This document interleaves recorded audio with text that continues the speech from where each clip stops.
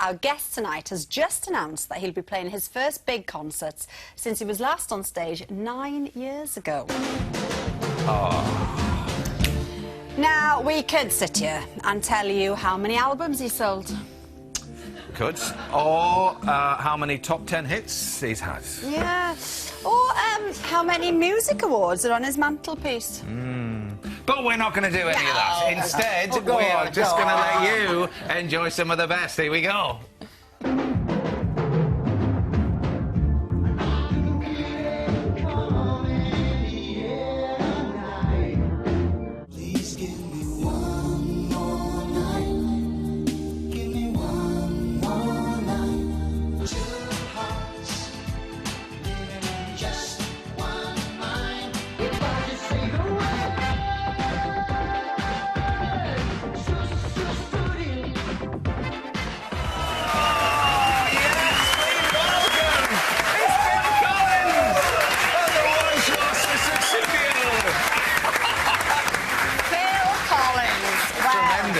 I mean, we just did that really embarrassing thing of singing your songs while you're sat there because it's you can't help it, can you? Oh, it's nice. It's nice to hear it. You've got a nice voice. Oh, only you. You're the first one to say that, Phil, ever. To be fair, though, you were tapping away no, as well. I wasn't. You were doing the old bass I was just drum. trying to bang the leg back into life. Ah, come on. Okay, You have announced that you're going to be doing some concerts in London, Paris, Cologne. By the time you get on stage, it'll be 10 years since the last time.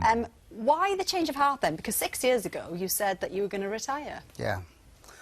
Well, I did, you know. I mean,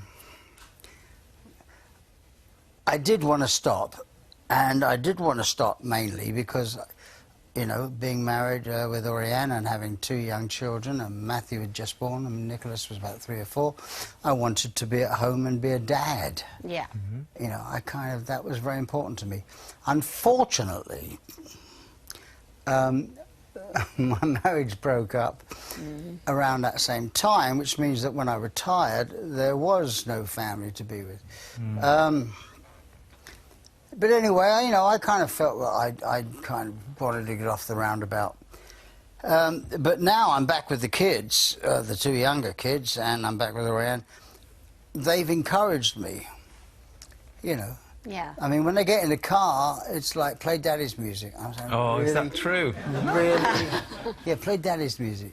Yeah. And then Matthew, who's now 11, he'll say, well, when are you going to write some new stuff, Dad? You know. So you know, they're really to blame. Well, we like all the know, classics. but that's the don't we? point. It's so cross-generational, your music. I remember as a young lad, you know, I used to travel a long, long way to train for gymnastics, and every single night my mum used to put your music on. So I grew up with it just because of my mum who loved it, and now I pass it on to my children as well. So, you know, we'll talk about this tonight because we've got a lot to get through. Yeah, we've got your book, your album, it's all going off, Phil.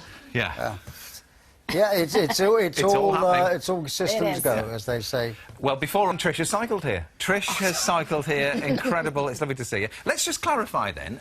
So cyclists can cycle a full metre away from the curb. Absolutely. Forget mind the gap. It's a huge gap. And the Highway Code doesn't actually specify where a cyclist should position themselves. Use the default position. That's the advice. We spoke to Cycling UK and Cycle Training UK, and they said just make sure that you can be seen, and if in doubt, use the middle of the lane as a default position. OK, so is this scheme going to be rolled out across the entire country? Yes, it is. The Met Police in Camden are already doing it. Police Scotland are looking at it. And it's gone as far as Canada, Australia, Denmark and Switzerland. Wow. So they're looking to take this on. Undercover pedal police are here to stay. Wow.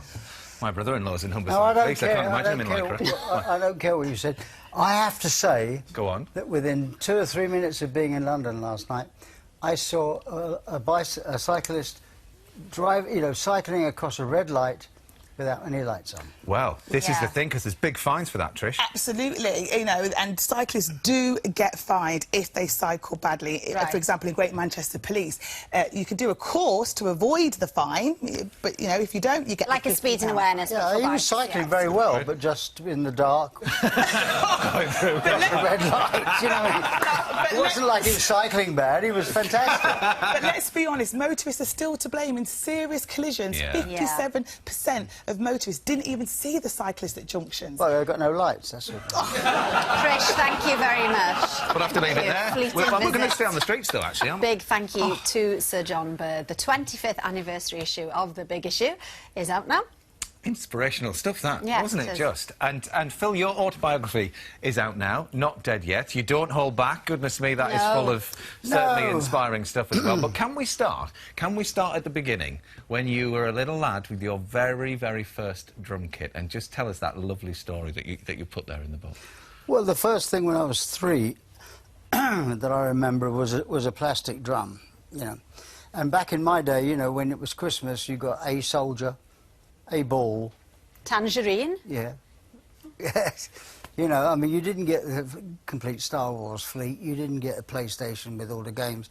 So life was different, but I took to this drum, and so my uncles, family uncles, made me a drum kit when I was 5, and then I gradually... I got to know a friend across the road who was selling a snare drum, bass drum, coincidentally. And then at 12, I made the ultimate sacrifice of selling my brother's train set. Did you ask him permission? No, of course No. not. Yes. Well, by that point, it was almost my train set. But, you know, my mum and I went 50% each Right. on a cheap drum kit, and we went to a shop called Albert's in Twickenham, which... you know, of course, is no longer there. But you know, I bought a drum kit, and that saw me through the early '60s. You know, and the early '60s was when it was all happening. And it became, at one point, a bit of a toss-up, really, didn't it, between acting and drumming? It went off for me. It didn't. But your parents were supportive either way, weren't they? I Yeah. mean, they were quite keen on that part. Yeah, for but I you. mean, back then, you know, if you want to be a drummer, you had to wait till you were 18, 19 Yeah. before you could do it. Now, you know, you've got multi-platinum records on your wall if you're 14, you know. So I did the acting thing. It was great fun. I mean, some things were much more fun than others. The Artful Dodger... There you are. Yeah, there you are. The Artful Dodger and Oliver with Jack Wilde there.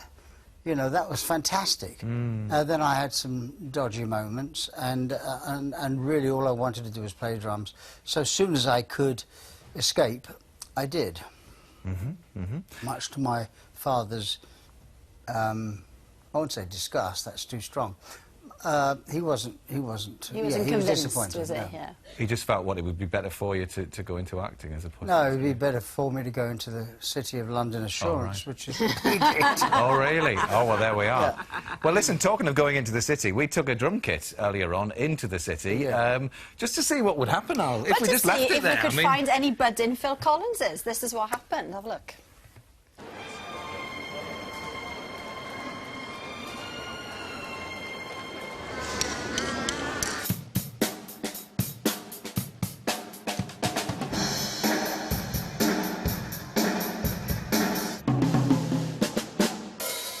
It's a bit like going into a trance when you play drums.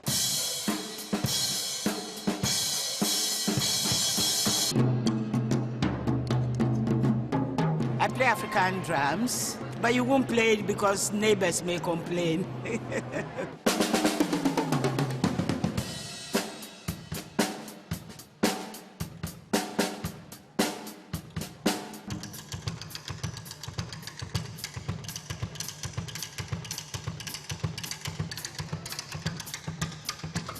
Really liberating, yeah, getting all my frustrations out.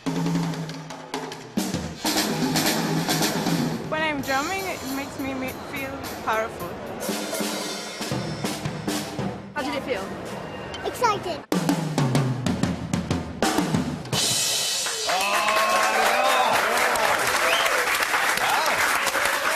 So, what do you reckon? Anybody there that you thought had a real knack? Well, yeah, I mean, there was some stuff at the end there that was kind of, you know... what impressed me, actually, was that about 3 or 4 guys in, the sound changed, and it became more roomy. And that sounded impressive. Because sometimes it's not what you play, it's the sound of what you play, you know. And you can do... and if the sound is right. That's what I always say, Well, isn't listen. it, about drumming? So true. But I do think it's a great idea, you know, for kids. Yeah. To have, I mean, if your house allows, to have a place, because it lets off steam, and it kind of, you know, gives you a bit of you know, kind of, this is me doing it. I think that's good for kids. I couldn't Yeah, agree more. And your household has been full of music. And Yeah. you were saying earlier on about your sons and how they both are brilliant, brilliant drummers, both Simon and Well, Nick. Simon's 40 now, you know, he's a fantastic drummer. He plays piano, writes, sings, you know, does his own records. Nicholas, he's 15 now, and he's awesome drummer, I have to say, awesome. And I haven't taught them. I mean, Matthew, my youngest, is a fantastic soccer player. Right. You know, I say soccer because it's American, man. You know, it's football, really. If you live over there, you know, football's something else. But it's yeah, I'm very lucky. All my kids have become very talented. You know? Yeah, yeah. And it's just as well, really. It's just as well, though, Phil, isn't it? Because, you know, your dedication to drumming has resulted, and you talk very candidly in the book about it, in lots and lots of health problems as a result. How are you now, then? I'm okay. I'm okay. Actually, I'm okay. I mean, I've still got this problem with my left arm a little bit. It's getting better, and I should practice. You know, you get to Carnegie Hall by practicing. But I had back surgery a year ago, and that kind of left me with a numb foot, hence the stick that I arrived in. And it's just that the nerves need to regenerate. Yeah. So apart from that, I'm fine. You know. Yeah. And that's why I called the book "Not Dead Not Yet." dead yet. Yeah. Yeah. Because a lot has been made of the health, you know. Yeah, and this book, I mean, it took you, didn't it, about 5 years to write it. You've waited a long time to do it. And what's the reason for you putting all this down? Because you say at the beginning, in the first few pages, this is my view. You know, what happened, these are the events the way I see them. So have you tried to kind of set the record straight with this? Well, it wasn't meant to be a get-even book. It was just to take a bit of the lid off things. You know, that we all have... We've all got, you know, we've all been young with our mums and dads, we have children. And suddenly, you know, you can fall, and the accident, you know, witnesses to accidents. You know, someone said he wore a grey jumper, someone said he wore a blue jumper, somewhere said... We all perceive things differently. Yeah. Yeah, yeah. And so, in life, my camera went off at a certain time, and I remember things a certain way. So I kind of preempt that by saying, you know, this is my view. This is the way I remember it happening. Well, Phil, it is just the most extraordinary read, page after page, decade after decade. And we haven't got any more time to talk about it, because we talked about so much this evening. But anyway, go out and read it. It's out on Thursday. It really is something else. George, what fun. What fun. Phil, we have to say a very big thank you to Phil Collins this evening. The album, which we really never got a chance to talk about, the singles, is out now, all 34 of them. And we'll be back tomorrow with Donny Osmond. We'll see you there. Have a lovely evening. Good night. Bye. Thank you, Phil. Thank you very much.